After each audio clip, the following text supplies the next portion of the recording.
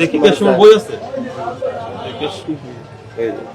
আপনি তো জানেন মানে দেওয়া হয় বিদায় তো প্রিন্ট করতে কে চায় না, এটা কেউ তো চাইবো না, এটা আপনার দায়িত্ব দেওয়া। একটা দোকান আছে, সবাই সেই দোকানে চাইবে কেন? আপনাকে জিজ্ঞেস করলাম যে আপনি কি দামে কিনছেন, আপনি তো মাল পান নাই। হ্যাঁ? 1480 টাকা দিয়ে। ক্যাশমেমো দেখাতে পারবেন?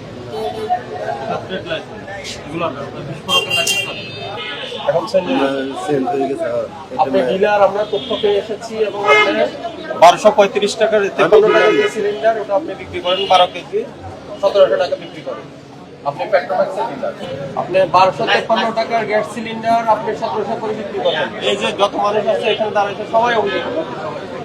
না, এই প্রতিষ্ঠান ট্রেড লাইসেন্স করা আছে না, তাহলে আপনার ক্যাশমেমো বই থাকবে। আপনি ক্যাশমেমো দেন না কেন? আগে করলে এখন দেন না কেন? আপনি আজকে কত বিক্রি করছেন লেখা নাই। না, আমার নাম হলো হাসান। শৈলের দোকান কোনটা?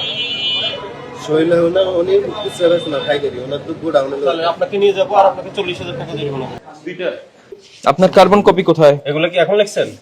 না না, এটা কবে লিখছেন? এই যে 12 কেজি 1253 টাকা তো ডিলার প্রাইস না।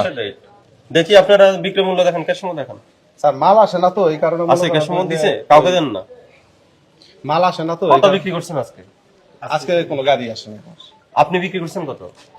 জি আমি আজকে আমি গোডাউন তালা মেরে দিছি, কোনো গাড়ি আসে না। আমি তো পাইকারি বিক্রি করি, মাল নাই দেখে। কালকে কত বিক্রি করছেন?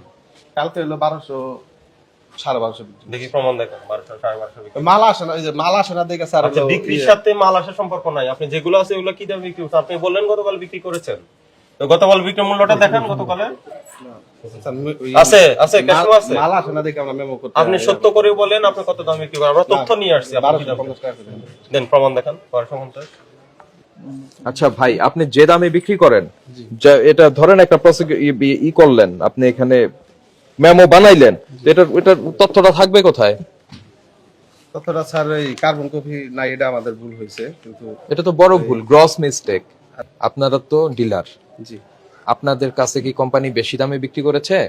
না, কোম্পানিতে বেশি দাম বিক্রি করে। তাহলে ক্রাইসিস হলে আপনারা কেন দাম বাড়িয়েছেন? না, আমরা দাম বাড়াই নাই তো, আমরা দাম বাড়াই নাই, কিন্তু আমাদের মালটা স্টকে নাই। এই যে সবগুলা বোতল আমাদের স্টকে না থাকলে বিক্রি হবে না। মানে মাল কোথায় আছে? বিক্রি নাই তো। মাল আছে কোথায়? কোম্পানি থেকে আসলে বিক্রি হয়।